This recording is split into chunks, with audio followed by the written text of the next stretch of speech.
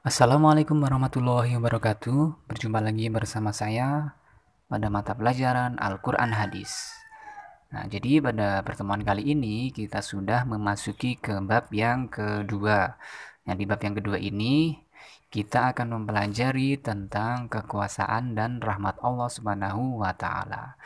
Dan ini nanti sebelum saya memasuki materinya, saya himbau kepada adik-adik supaya ketika menonton video ini juga membaca bukunya masing-masing supaya nanti apa yang saya sampaikan adik-adik juga bisa mengeceknya langsung di bukunya adik-adik tersebut.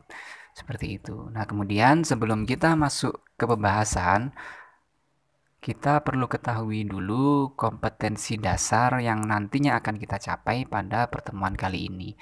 Jadi, kompetensi dasar yang akan kita capai pada pertemuan hari ini yaitu yang pertama, menerima kekuasaan dan rahmat Allah Subhanahu wa taala sesuai dengan Quran surat Asy-Syam ayat 1 sampai 10 dan Quran surat Ali Imran ayat 190 dan hadis riwayat Bukhari dan Abu Hurairah. Itu yang pertama. Kemudian yang kedua, yaitu kita menghayati sikap disiplin dalam menjalankan kewajiban. Kemudian yang ketiga, menganalisis kandungan Quran surat Asy-Syam dan surat Ali Imran. Kemudian menganalisis juga hadis riwayat Abu Hurairah tentang kekuasaan dan rahmat Allah Subhanahu wa taala. Kemudian selanjutnya yang keempat yaitu mendemonstrasikan hafalan Quran surat Asy-Syam ayat 1 sampai 10 dan surat Ali Imran ayat 190 dan hadis riwayat Bukhari dan Abu Hurairah.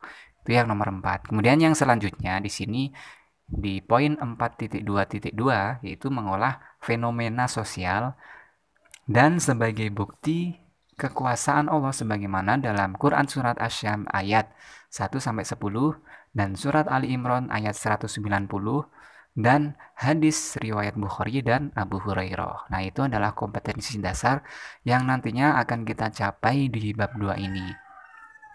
Jadi langsung saja masuk ke pembahasan, yaitu pembahasan yang pertama pada pertemuan kita hari ini, yaitu membahas mengenai meyakini kekuasaan Allah. Nah, jadi di sini pembahasan yang akan kita bahas yaitu Allah itu Maha Kuasa, disebut juga Al-Qadir.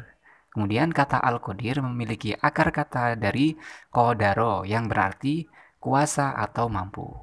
Kemudian Al-Qadir juga artinya adalah yang maha kuasa, kemudian maha kuat, terus kemudian baginya kekuasaan. Nah, itu termasuk arti dari kata Al-Qadir.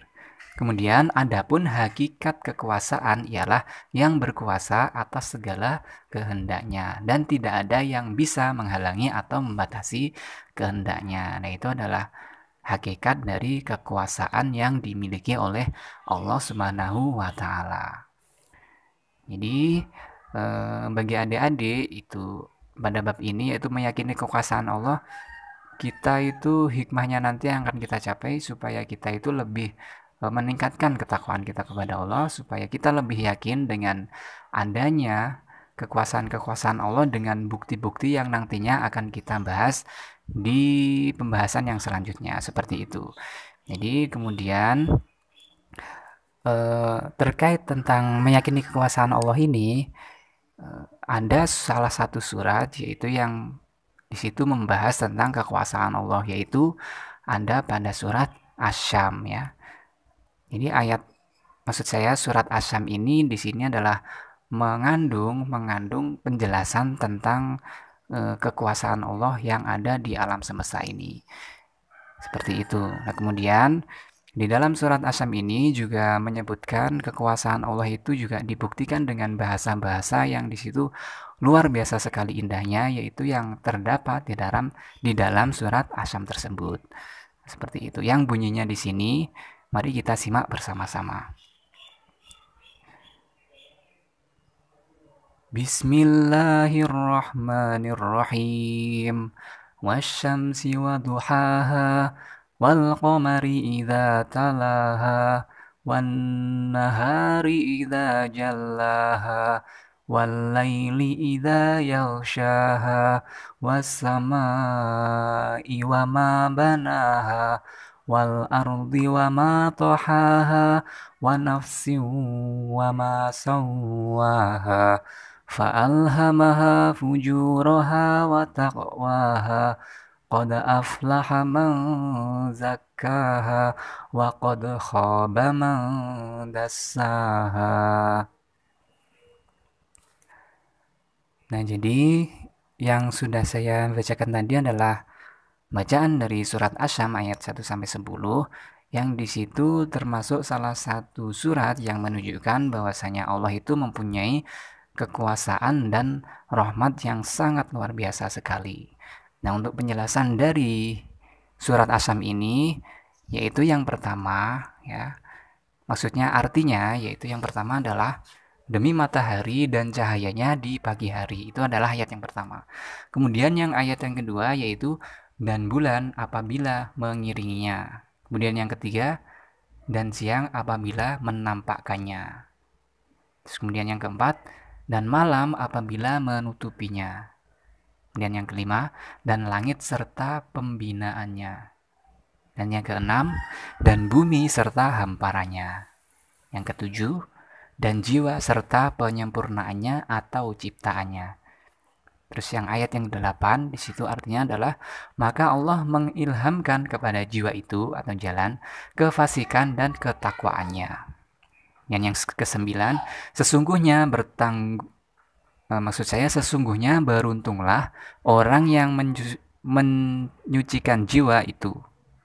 Kemudian yang ke-10 yaitu dan sesungguhnya merugilah orang yang mengotorinya. Nah, di sini terangkum ya, apabila diterjemahkan ke dalam bahasa Arab itu gaya bahasanya sangat indah sekali ya.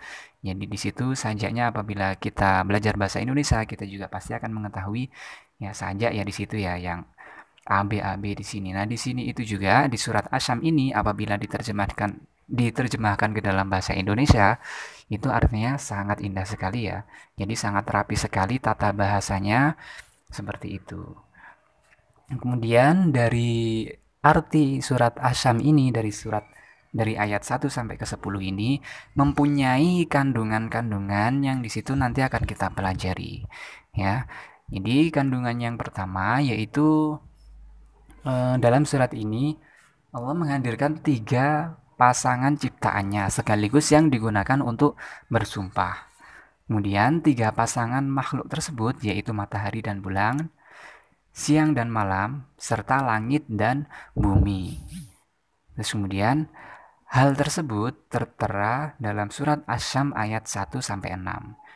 Dan sumpah yang biasanya mendahului hal besar yang akan disampaikan Allah hadir dalam gaya bahasa yang sangat luar biasa indahnya ya. Seperti yang saya sampaikan tadi itu arti dari surat Asyam ayat 1 sampai 10 itu gaya bahasanya sangat luar biasa sekali karena di situ mengandung istilahnya makna yang sangat dalam sekali di situ ya.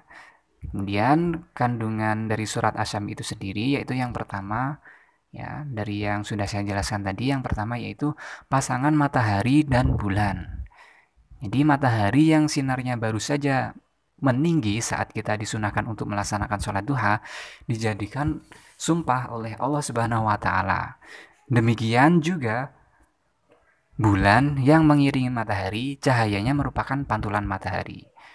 Terus kemudian bulan mengelilingi matahari bersama planet-planet yang diatur oleh Allah Subhanahu wa taala mengorbit pada matahari. Nah, di sini juga mencakup juga ya tata surya di sini juga sudah dijelaskan bahwasanya kehidupan di alam semesta itu memang benar-benar ada. Nah, ini terbukti pada surat Asyam yang ayat pertama itu. Itu adalah kandungan dari surat Asyam ayat pertama itu adalah terkait dengan keberadaan matahari dan bulan beserta fungsinya seperti itu.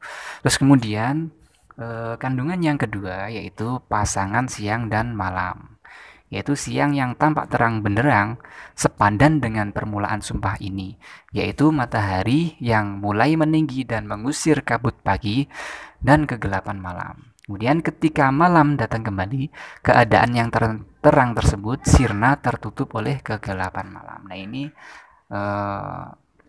menunjukkan bahwasanya Allah itu menciptakan ya segala sesuatu yang ada di dunia itu berpasang-pasangan ya, seperti itu ya, seperti bumi dan bulan, matahari dan bulan, terus kemudian di situ ada siang dan malam dan sebagainya, ada laki-laki dan perempuan, ada kecil, besar, dan ada tinggi, ada pendek. Nah, seperti itu. Ini adalah salah satunya di sini yang diambil adalah antara siang dan malam, seperti itu.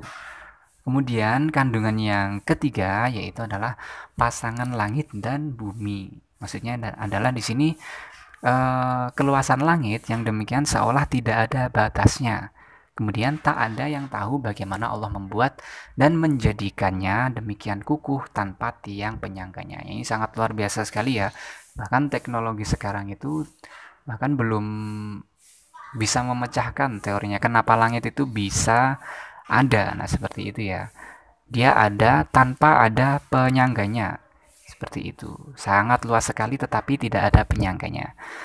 Ya, kalau kita lihat saja teknologi manusia hanya bisa membangun atap ya, di situ atap yang mungkin kalau di situ apa namanya selebar-lebarnya pasti juga akan membutuhkan tiang penyangga. Nah, ini langit yang di situ hamparannya atau luasnya sampai tidak terlihat oleh kelopak mata, di situ tidak ada penyangganya dan bisa berada di ketinggian yang sangat tinggi. Nah, itu sangat luar biasa sekali. Nah, di situ itu adalah kandungan surat Asy-Syams tentang kebesaran dan rahmat Allah itu sangat bahwasanya kebesaran dan rahmat Allah atau kekuasaan Allah itu benar-benar ada. Nah, di situ kesimpulannya. Kemudian yang poin selanjutnya tentang kandungan surat Asy-Syams ini, jika keseluruhan kita ambil, jadi tiga pasangan makhluk Allah di atas yang sudah saya sebutkan tadi ya. Makhluk maksudnya di situ adalah siang dan malam, terus kemudian langit dan bumi dan kemudian sebagainya seperti itu adalah namanya makhluk. Ya, jadi tiga pasangan makhluk Allah di atas seharusnya membuat manusia itu berpikir sejenak mengapa keenam hal tersebut diadakan oleh Allah. Ya, mengapa coba? Nah, apabila di situ orang-orang beriman berpikir, pasti di situ supaya hamba-hamba Allah yang beriman itu mensyukuri dan meyakini bahwasanya kekuasaan Allah itu benar-benar ada nyata di dunia ini, seperti itu. Jadi apabila di situ Allah tidak menciptakan hal-hal yang sekiranya mustahil diciptakan oleh manusia, maka mungkin manusia itu juga tidak percaya adanya Allah atau tidak percaya keberadaan Tuhan. Kita lihat sendiri, Allah sudah menciptakan langit yang begitu megahnya dan bumi sangat bermanfaatnya bumi di situ. Ya, sudah menciptakan beberapa makhluk yang di situ sangat bermanfaat bagi manusia. Masih ada orang yang belum istilahnya belum meyakini keberadaan Allah. Apalagi Allah tidak menciptakan hal-hal yang di situ di luar nalar ya, seperti itu. Bahkan mungkin kepercayaan manusia mungkin di situ akan sangat kecil sekali. Nah, seperti itu. Jadi kenapa Allah di sini menciptakan sesuatu yang di situ memang di luar nalar? Ya, tujuannya supaya nanti hambanya itu bisa lebih meyakini keberadaan Allah itu benar-benar ada. Nah, kesimpulannya seperti itu.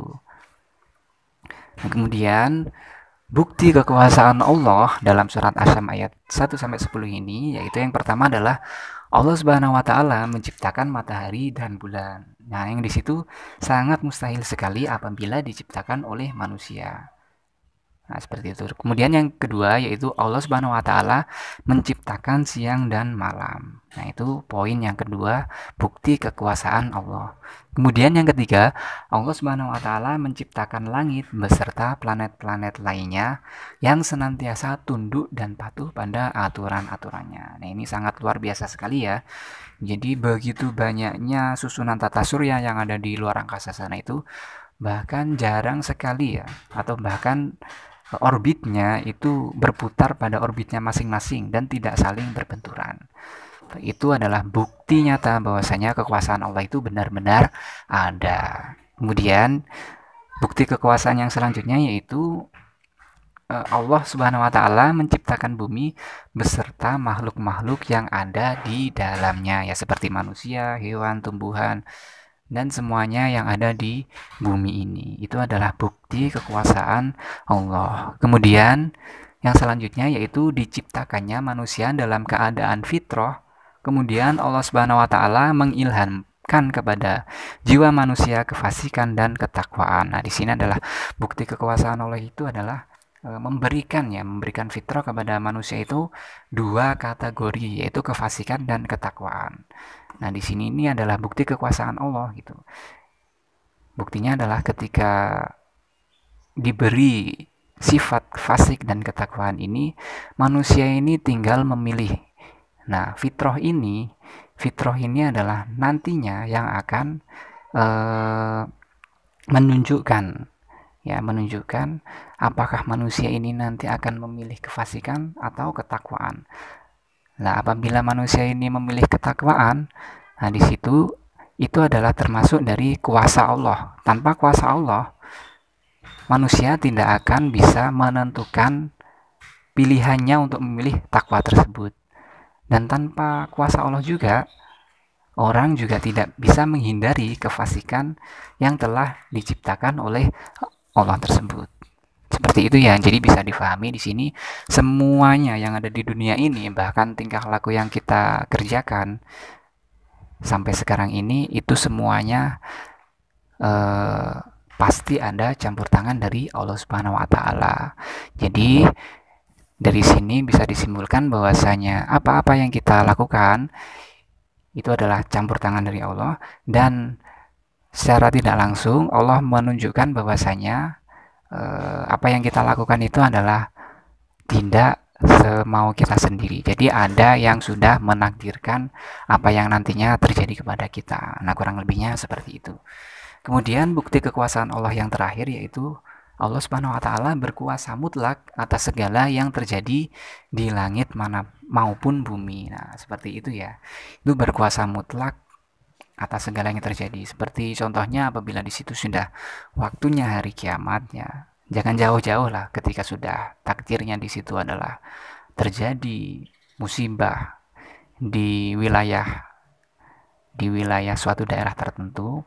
Kalau sudah waktunya di situ terjadi bencana alam, maka sudah tidak bisa dihindari lagi. Nah, di situ memang sudah takdirnya sudah terjadi bencana alam, maka kita sebagai manusia tidak bisa menolaknya lagi. Jadi harus menerimanya. Karena di balik musibah itu pasti nanti ada hikmahnya. Nah, jadi kurang lebihnya seperti itu penjelasan pada pertemuan hari ini.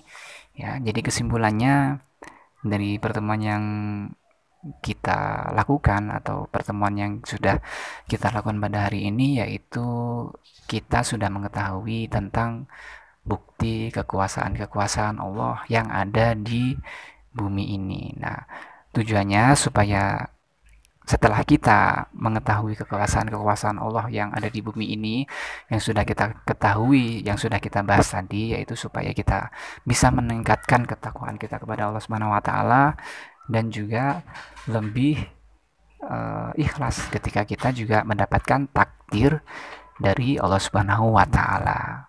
Nah, kurang lebihnya pembelajaran kita pada hari ini cukup sekian. Mudah-mudahan bermanfaat bagi adik-adik. Sekian dari saya. Wassalamualaikum warahmatullahi wabarakatuh.